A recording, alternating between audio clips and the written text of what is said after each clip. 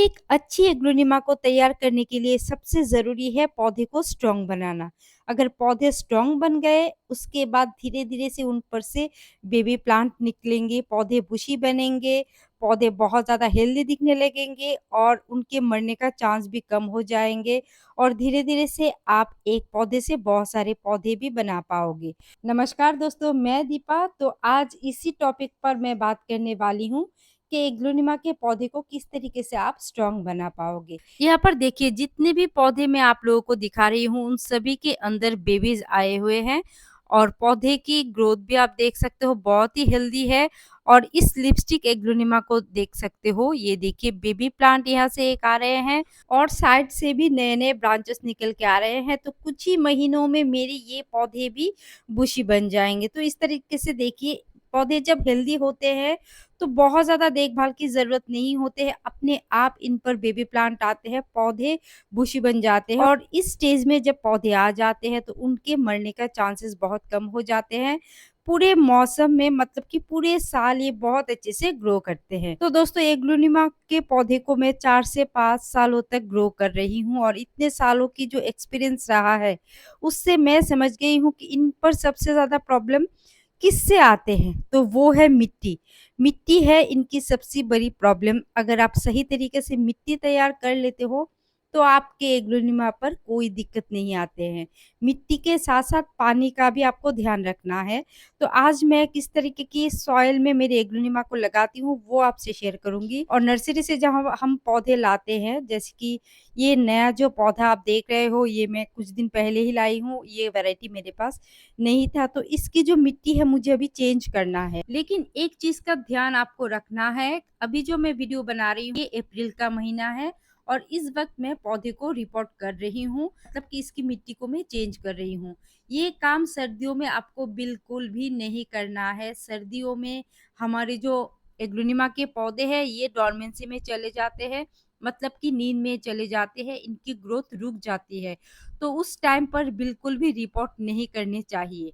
लेकिन हाँ दोस्तों, कई बार सर्दियों में हमारी जो एग्लोनिमा है वो मरने लगते हैं। तो उस वक़्त तो आपको एक काम करना है, वो है मिट्टी से आप पौधे को निकालो। अगर आपके पौधे की हालत ख़राब हो रही है सर्दियों में, धीरे-धीरे से येलो होके पत्तियाँ गिर रही है, तो आप तब उस पौधे को मिट्टी से निकालो। आप जड़ों को चेक करो, अगर जड़ें सड़ने लगी है, तो उन जड़ों को काट के फेंको। जहाँ तक ये सड़ चुके हैं, वहाँ तक आपको काट के फेंक देने चाहिए। उसके बाद उस पौधे को आप रिवर सैंड के अंदर लगा सकते हो या फिर आप पानी के अंदर पौधे को रख सकते हो, उससे आपके पौधे की बचने का चांस बढ़ जाते हैं। हमारी जो एग्लोनिमा है सबसे ज़्यादा सर्दियों में ही खराब होने लगते हैं, तो उस वक़्त आपको ये काम करना है, नहीं तो आपके पौधे मर जाएँगे। लेकिन दोस्तों, रिपोर्टिंग का जो काम है, अगर आपके पौधे हेल्दी है या फिर आप नर्सरी से खरीद कर लाए हो, तब सर्दियों में इनकी रिपोर्टिंग बिल्कुल भी मत करिए। जैसे ही फरवरी का महीना चले जाते हैं, उसके बाद आप रिपोर्ट करो, आपके पौधे बहुत अच्छे से ग्रो करेंगे। अभी बात कर लेते हैं मिट्टी के बारे में। तो यहाँ पर जितने भी आप एग्लोनिमा देख रहे हो, उनमें से कुछ-कुछ पौधे को मैंने सिर्फ राइस हस्क और वर्मी कंपोस्ट मिलाकर लगा दिया था। ये देखिए 1-2 पौधे ऐसे हैं जिनको मैंने सिर्फ राइस हस्क, ये देखिए सिर्फ राइस हस्क और थोड़ी-सी वर्मी कंपोस्ट डालकर मैंने लगाए हुए हैं। और कुछ पौधे को मैंने मिट्टी के साथ जो कोकोपीट है, कोकोपीट, राइस हस्क, फिर वर्मी कंपोस्ट, ये सारी चीज़ करके लगाया था। ये देखिए बेबी भी आ रहे हैं।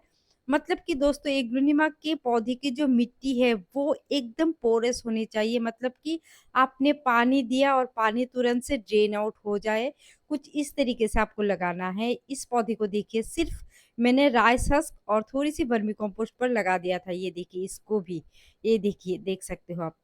इस पर सिर्फ राइस हस्क और थोड़ी-सी वर्मी कंपोस्ट डालकर ही मैंने लगा दिया था। एक छोटा-सा कटिंग था, मैंने सोचा कि सिर्फ राइस हस्क के अंदर ग्रो करूँ और ये देखिए, तो ये ग्रो हो चुके हैं राइस हस्क के अंदर। तो अगर आपके पास राइस हस्क अवेलेबल है, तो आप ज़रूर यूज़ करो एग्लोनिमा को लगाने के लिए। अभी मेरे पास नहीं है। और अगर राइस हस्क नहीं है दोस्तों आपके यहाँ पर, तो सबसे अच्छा चीज़ है रिवर सैंड। ये जो पौधा मैं अभी आपको दिखा रही हूँ, उसको मैंने ऑनलाइन मँगवाया था, कुछ भी नहीं डाला था, सिर्फ रिवर सैंड के अंदर लगा दिया था। पौधे अभी तक ठीक है, लगभग 7 से 8 महीने के ऊपर हो चुके होंगे। अभी तक बिल्कुल ठीक है, नए-नए पत्ते भी आ रहे हैं, सिर्फ रिवर्सन के अंदर लगा दिया था। चलिए आप नए पौधे की रिपोर्टिंग करते हैं, पहले इसकी मिट्टी को आप देख लो। ये देखिए नॉर्मल मिट्टी है, नॉर्मल गार्डन सॉइल है, उसके साथ शायद कंपोस्ट मिलाए होंगे। तो इस मिट्टी के अंदर पौधे शायद 1 साल तक चले जाएँ, लेकिन उसके बाद ही दिक्कतें आ जाते हैं। जैसे कि मैंने देखा है, अभी तक मैंने जितने भी नर्सरी वाले सॉइल पर पौधे को रखे हैं, वो सारे पौधे ही खराब हो जाते हैं एक टाइम के बाद। इसलिए मैं अभी जब भी एग्लोनिमा के पौधे को लाती हूँ, मैं 20 से 25 दिनों के बाद उस मिट्टी को हटा देती हूँ और फिर मेरी बनाई हुई सॉइल के अंदर पौधे को लगा देती हूँ और पौधे बहुत आराम से चलते हैं। चलिए बनाते हैं मिट्टी। तो सबसे पहले मैं ले रही हूँ रिवर सैंड। रिवर सैंड के अंदर पानी ठहरती भी नहीं है और पानी तुरंत से ड्रेन आउट भी हो जाते हैं। रिवर सैंड के साथ मैं ले रही हूँ कोकोपीट। कोकोपीट की जगह पर आप कोको चिप्स का भी इस्तेमाल कर सकते हो। कोको चिप्स के अंदर भी एग्लोनिमा बहुत अच्छे से चलते हैं। यहाँ पर देखिए जितने मैंने रिवर सैंड लिए हैं उससे थोड़ी-सी कम मैंने कोकोपीट डाले हैं और अभी मैं मिला रही हूँ वर्मी कंपोस्ट और 1 मुट्ठी मैंने नीम की खली डाले हैं और उसके साथ दोस्तों मिला रही हूँ चारकोल। चारकोल बहुत अच्छे होते हैं। चारकोल के छोटे-छोटे जो टुकड़े मैंने डाले हैं उससे मिट्टी जो है दबेगी नहीं। एग्लोनिमा के जो रूट्स है वो बहुत अच्छे से ग्रो करेंगे इस मिट्टी के अंदर। तो अगर आपके पास चारकोल नहीं है तो आप छोटे-छोटे ईंट के टुकड़े भी यहाँ पर डाल सकते हो या फिर थर्मोकोल के टुकड़े डाल सकते हो।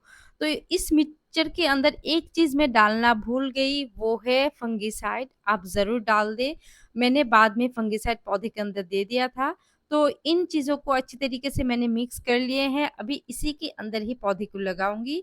आपने देखा है कि इस मिक्सचर के अंदर मैंने गार्डन सॉइल बिल्कुल भी नहीं डाले हैं। अगर आप चाहो तो थोड़े से हिस्से आप गार्डन सॉइल की भी दे सकते हो। मैंने बिल्कुल भी नहीं डाले हैं और इसकी मिट्टी देखिए कैसी बनी है। जितना भी आप मुट्ठी बनाओ, मिट्टी कभी भी मुट्ठी में नहीं आएगी। इतनी ज़्यादा बुरबुरी और सॉफ्ट है। और हाँ दोस्तों, इस मिट्टी के अंदर अगर आपके पास राइस हस्क है तो वो भी आप मिला सकते हो, वो भी बहुत अच्छे होते हैं। और दोस्तों और एक मीडिया है जिसके अंदर एग्लोनिमा के पौधे बहुत अच्छे चलते हैं, वो है पत्तों की खाद। अगर आपके पास पत्तों की खाद है तो आप बेझिझक उस पर एग्लोनिमा के पौधे को लगा दो। तो यहाँ पर आप इसकी जो मिट्टी है आप देख सकते हो कैसी मिट्टी है। इस मिट्टी के अंदर दोस्तों एग्लोनिमा कभी भी नहीं चल पाएँगे। शुरू-शुरू में अच्छे से चलेंगे लेकिन बाद में ये मिट्टी बहुत ज़्यादा हार्ड हो जाएगी। उसके बाद एग्लोनिमा के जो रूट्स हैं वो बहुत ज़्यादा सॉफ्ट होते हैं, तो वो चल नहीं पाते हैं, बहुत जल्दी से गलने शुरू हो जाते हैं। तो यहाँ पर देखिए सारी मिट्टी को हटा दिए हैं और मिट्टी हटाने के बाद यहाँ पर देखिए छोटे से एक बेबी प्लांट निकल के आ रहे हैं। पौधे बहुत बढ़िया है, बहुत जल्दी से इस पर से एक नए पौधे मुझे मिल जाएँगे। और देखिए यहाँ पर पॉट भी मैं दिखा रही हूँ, कभी भी एग्लोनिमा के पौधे को शुरुआत में ही आप बड़े पॉट पर ना लगाएँ, छोटे पॉट के अंदर लगाएँ। इस पॉट के अंदर ही एग्लोनिमा के पौधे आराम से 1.5 से 2 साल तक चले जाते हैं और बेबीज़ भी बहुत जल्दी आते हैं, अगर आप छोटे पॉट के अंदर एग्लोनिमा पौधे को लगाते हो। इस छोटे पॉट के अंदर ही ये अपनी जड़ों को अच्छी तरीके से फैलाएँगे, उसके बाद इसकी ग्रोथ भी अच्छी होंगी और सबसे जो इम्पोर्टेंट चीज़ है जब भी आप पानी दोगे छोटे गमले के अंदर पानी तो ड्रेन आउट हो ही जाएँगे, बहुत जल्दी से मिट्टी भी सूख जाएँगे और उसकी वजह से जड़ों में जो प्रॉब्लम आते हैं एग्लोनिमा के पौधे के अंदर वो प्रॉब्लम भी नहीं होंगे। तो हमेशा ही गमले छोटे रखें रिपोर्ट करते समय। तो इस तरीके से देखिए मैंने रिपोर्ट कर दिए हैं और आपने देखा होगा होल के अंदर मैंने थर्मोकोल डाले हैं, तो ऐसी कुछ आप डाल दो ताकि पानी बहुत अच्छे तरीके से निकल जाए। तो यहाँ पर देखिए मैं अभी फंगिसाइड दे रही हूँ। फंगिसाइड डालने के बाद पानी दे दूँगी अच्छी तरीके से और ये देखिए पानी कितनी अच्छी तरीके से ड्रेन आउट हो रहे हैं। तो जो भी मिट्टी आप तैयार करो, कोशिश करो इस तरीके की मिट्टी तैयार करने की। अभी देखिए ये जो एग्लोनिमा है, जो सिरेमिक पॉट के अंदर मैंने लगाया था, इसको भी मैं रिपोर्ट करने वाली हूँ और इनके जड़ों को आप देखिए कितनी अच्छी तरीके से फैले हुए हैं इनके जड़ें और इनकी जड़ों को अभी मैं बिल्कुल भी छेड़-छाड़ नहीं करूँगी, थोड़ी-से बड़े गमले में मैं लगा दूँगी, लेकिन ज़्यादा बड़े गमले नहीं हैं, आप देख सकते हो थोड़े से ही बड़े हैं। इसके अंदर इस पौधे को लगा दूँगी क्योंकि मुझे जो है बुशी पौधे ज़्यादा पसंद है, जितना ज़्यादा बुशी होंगे उतने ही दिखने में अच्छे लगते हैं। चलिए दोस्तों अभी मैं फर्टिलाइज़र की भी बारे में बता देती हूँ कि क्या मैं डालती हूँ। तो पहला तो है सीवीड महीने में 1 बार सीविड फर्टिलाइज़र आप दे दो। फिर आप दे सकते हो एनपीके 90-19 या फिर 20-20 या फिर 18-18, जो बैलेंस एनपीके होते हैं वो भी आप इस्तेमाल कर सकते हो। फर्टिलाइज़र के ऊपर और एक वीडियो मैं डालने वाली हूँ। तो आज के इस वीडियो को मैं यहीं पर ख़त्म करती हूँ। वीडियो अगर थोड़ी-सी भी आपको इन्फॉर्मेटिव लगे तो आप प्लीज़ सब्सक्राइब करके मेरे साथ रहिएगा। मिलते हैं दोस्तों और एक वीडियो पर और एक नए टॉपिक के साथ। तब तक के लिए बाय-बाय दोस्तों।